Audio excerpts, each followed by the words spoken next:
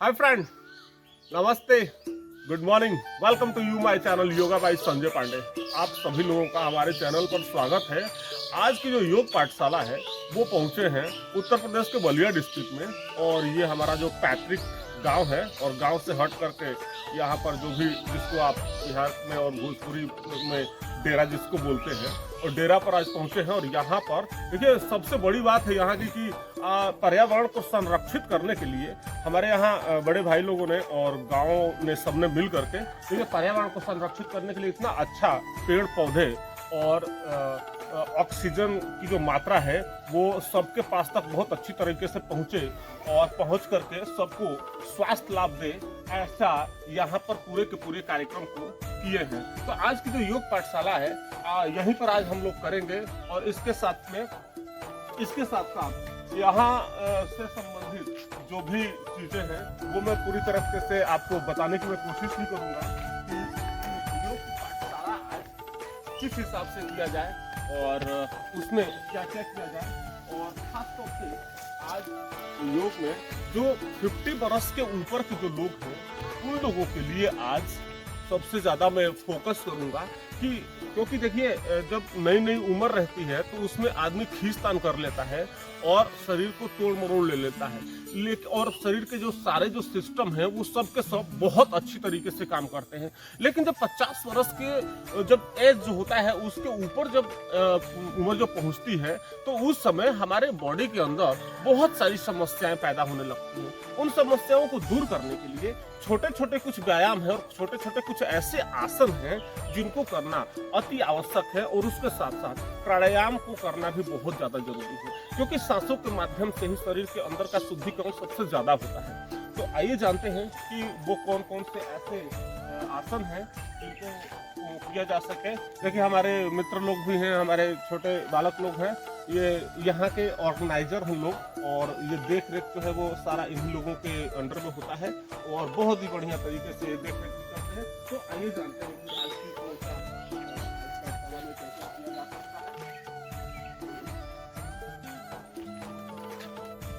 तो देखिए सबसे पहले सुबह सुबह जब आप उठते हैं तो ब्रह्म मुहूर्त में उठा करिए, और ब्रह्म मुहूर्त में जैसे आप उठते हैं तो उठने के बाद आप कम से कम 2 से 3 गिलास पानी हल्का गुनगुना करके उसको पीजिए, और पीने के बाद 5 मिनट के बाद आप जो है वो आप फ्रेश होइए जा करके, और फ्रेश होने के बाद उसके बाद आप निकलिए, और निकल करके कम से कम 250 से 300-400 कदम आप चलिए। और चलने के उपरांत क्योंकि आपकी बॉडी जो है उतना अच्छी तरीके से सक्षम नहीं है कि आप दौड़ सके, अगर दौड़ना चाहते हैं तो दौड़ना तो अति उत्तम है, लेकिन अगर दौड़ नहीं सकते हैं तो आप कम से कम 300 से 400 कदम आप चलिए। चलने के उपरांत आप आइए, आकर के इस प्रकार के आसन आप बनाइए, बना करके, और यहाँ पर थोड़े थोड़े छोटे छोटे जो भी व्यायाम है उन व्यायामों को धीरे धीरे आप करें। जैसे मान लीजिए हल्का फुल्का जो कूद है, उसके साथ पैरों को आगे पीछे करना, और इसके हिसाब से जो वॉलीबॉल खेलने वाली जो प्रक्रिया होती है उसको धीरे धीरे इस प्रकार से आप करेंगे, और करने के बाद धीरे धीरे आप अपनी बॉडी के बीच वाले हिस्से को हल्का फुल्का रोटेट करेंगे, है ना। छोटे छोटे कुछ ऐसे व्यायाम है जो आपको सबसे ज्यादा लाभ मिलेगा, और इसको लाभ लेने के लिए आपको कंटिन्यू, आपको निरंतर प्रयासरत रहना पड़ेगा, तो आपको पूर्ण तरीके से लाभ मिलेगा। इस प्रकार से करें, और धीरे धीरे करके जहाँ तक आपके मतलब कुल मिला करके आपके शरीर में खींचतान होनी चाहिए। जितना अच्छा खींचतान होगा उतना ही अच्छा आपको स्वास्थ्य लाभ मिलेगा। अगर थोड़ा और जा सकते हैं तो और चले जाइए।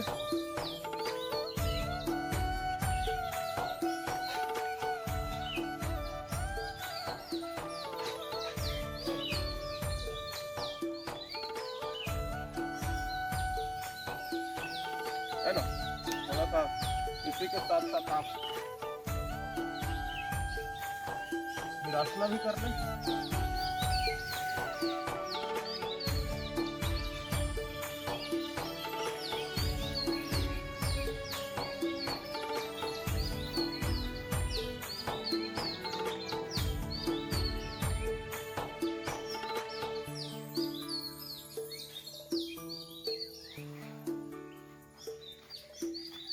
साथ साथ आप थोड़ा सा मर्जरी आसना भी कर रहे हैं हल्का फुल्का। आपको मान लीजिए कोई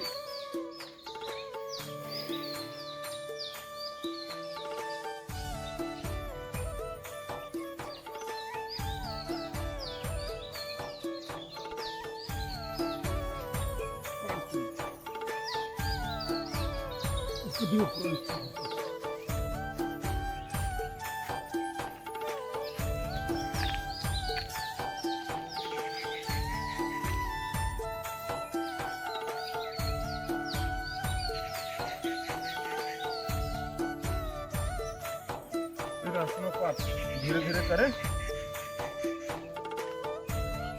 वज्रासन में बैठ जाएं और बैठने के बाद देखिए कपालभाति वैसे तो 3 प्रकार से किया जाता है, लेकिन इसको वज्रासन में बैठ करके करने से कुछ ज्यादा ही लाभ मिलता है।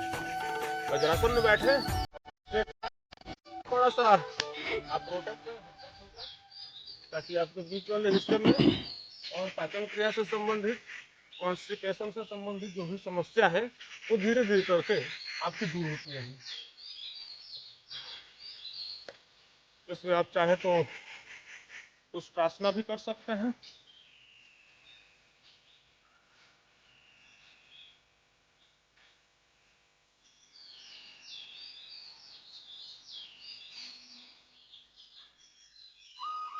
नहीं जाता है, जहां तक जाता है वहीं तक करें। बॉडी के साथ में खिंचाव या ज्यादा खींचतान करना उचित नहीं है। तो जितना तक आपसे हो सकता है आप उतना ही करें और बैठे और बैठने के बाद धीरे धीरे करके आप कपालभाति आप करें वज्रासन में ही बैठ करके।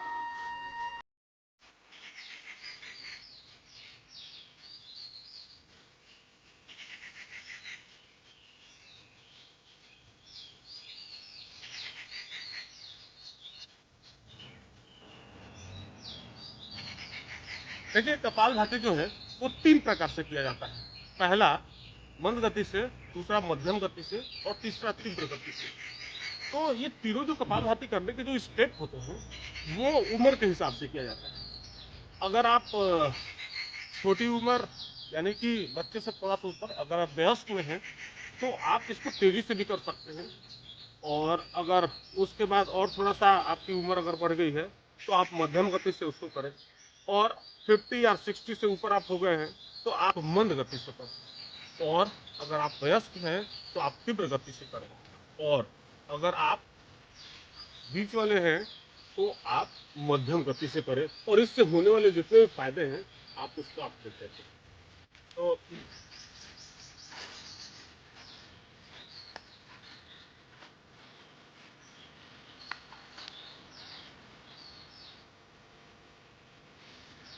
वज्रासन में कपालभाति करने से आपको बहुत बेहतर लाभ मिलेगा।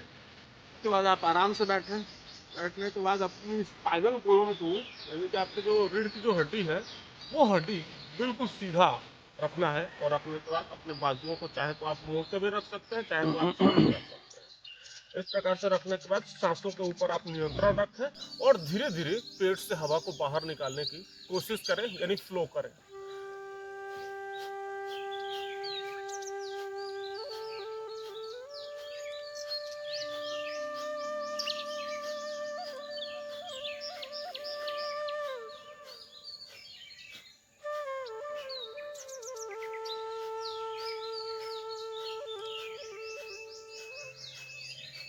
देखिए आपकी जो जितने भी कार्य क्षमता जो है आपके शरीर की, उस क्षमता के हिसाब से ही आप कपालभाति करें, क्योंकि मतलब मंद, मध्यम और तेज इन तीनों प्रकार के गति से करने से देखिए जितनी ज़्यादा जल्दी जल्दी आप करेंगे तो जल्दी आप थक जाएंगे। तो आपको स्वास्थ्य लाभ जो है वो लंबे समय तक लेना है ना, तो लंबे समय तक लेना है तो सबसे ज़्यादा उपयोगी और सबसे ज़्यादा जो सूटेबल है वो मध्यम गति से आप कपालभाति इसको करें, और इससे होने वाले जो भी फायदे हैं उनको आप लेते रहें।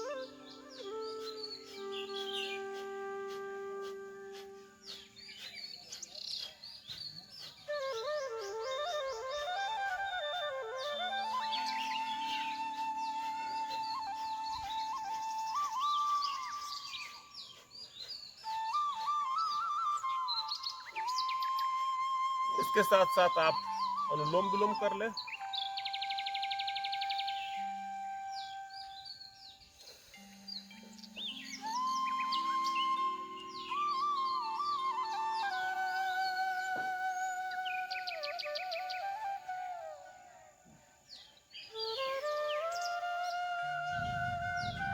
अनुलोम विलोम करने से और कपालभाति करने से आपके शरीर के अंदर जो सांसों से संबंधित आपके ब्लड के अंदर जो भी रक्त कणिकाएं जो होती हैं या फिर रक्त के अंदर जो भी विकार होते हैं उन विकारों को दूर करने का काम कपालभाति करती है और प्राणायाम करता है।